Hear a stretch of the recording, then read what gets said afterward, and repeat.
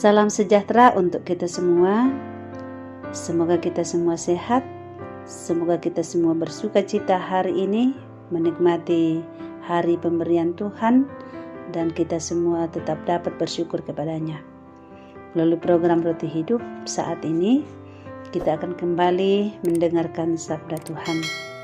Mari berdoa untuk memohon pertolongan Roh Kudus.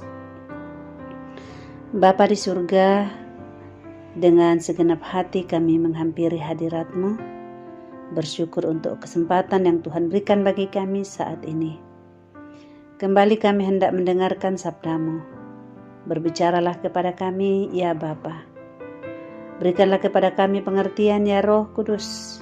Dan di dalam nama Tuhan Yesus Kristus kami semua dapat menjadi pelaku-pelaku firman-Mu. Bapa di surga, ampuni dosa kami. Dengarkan doa kami dalam nama Tuhan Yesus. Amin. Bacaan kita dari 1 Samuel 13 ayat 15 sampai 22. Sabda Tuhan demikian. Kemudian berangkatlah Samuel dan pergi dari Gilgal ke Gibea Benyamin. Tetapi Saul memeriksa barisan rakyat yang ada bersama-sama dengan dia itu, kira-kira 600 orang banyaknya. Saul dan Yonatan anaknya dan rakyat yang ada bersama-sama dengan mereka tinggal di Geba Benyamin, sedang orang Filistin berkemah di Mikmas. Maka keluarlah orang-orang penjara dari perkemahan orang Filistin dalam 3 gerombolan. Gerombolan yang satu mengambil jalan ke Ofra ke daerah Shual. Gerombolan yang kedua mengambil jalan ke Bet Horon, dan gerombolan yang satu lagi mengambil jalan ke perbatasan yang menghadap ke lembah Seboim arah ke padang gurun. Seorang tukang besi tidak terdapat di seluruh negeri Israel, sebab orang Filistin berkata, jangan-jangan orang Ibrani membuat pedang atau tombak.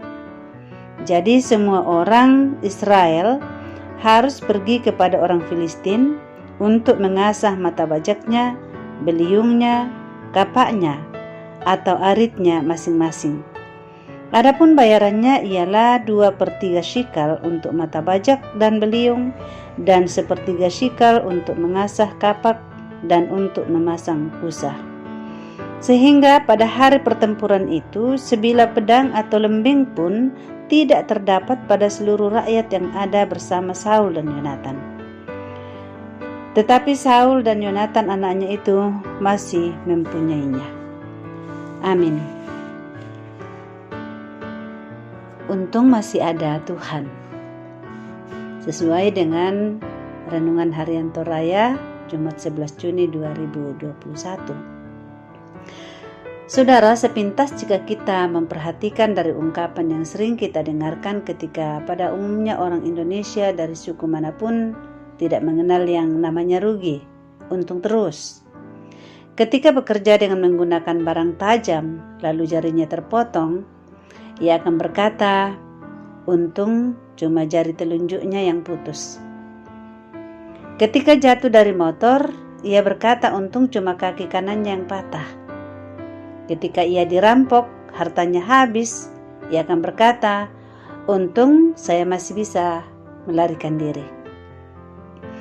Ketika Samuel berangkat dan pergi dari Gilgal ke Geba Benyamin bersama Saul dan Yonatan, serta orang-orang Israel yang jumlahnya kira-kira 600 orang banyaknya. Mereka berada pada posisi terjepit karena orang-orang Filistin telah mengatur barisan dari 3 arah untuk menyerang mereka.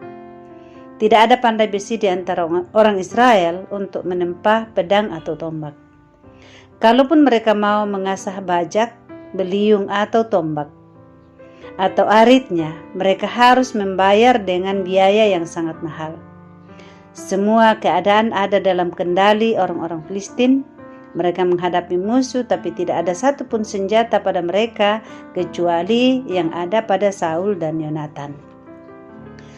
Saudara-saudara, untung masih ada Tuhan. Tuhan memberikan keamanan kepada Israel tanpa pedang, supaya mereka menyadari bahwa kekuatan mereka adalah dari Tuhan. Kadangkala Tuhan mengizinkan kita berada pada situasi sulit seperti menghadapi kerasnya kehidupan seorang diri dengan mengadu nasib tanpa bantuan orang lain, menata masa depan di bangku pendidikan seorang diri.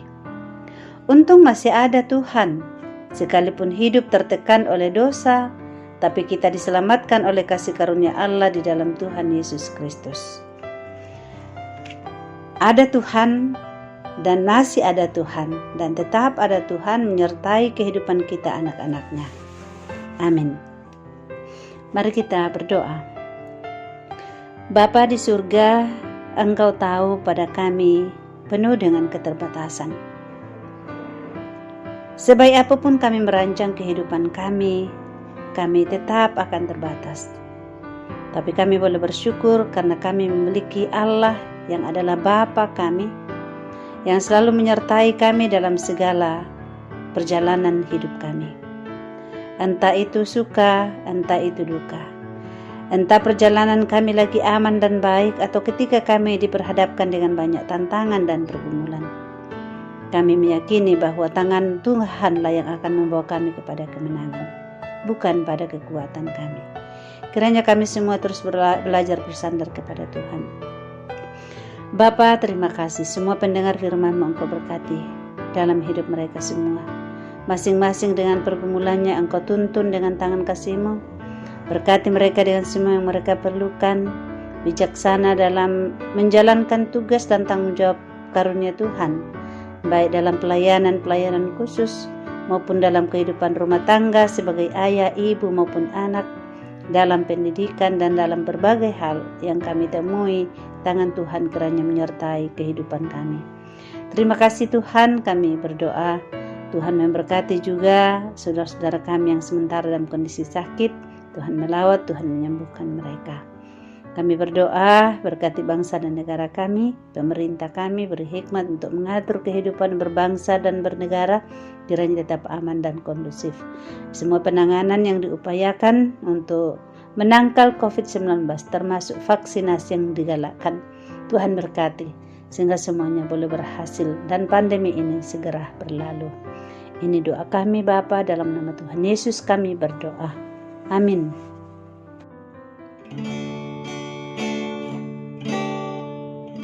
Gelapnya jalan di hidupmu,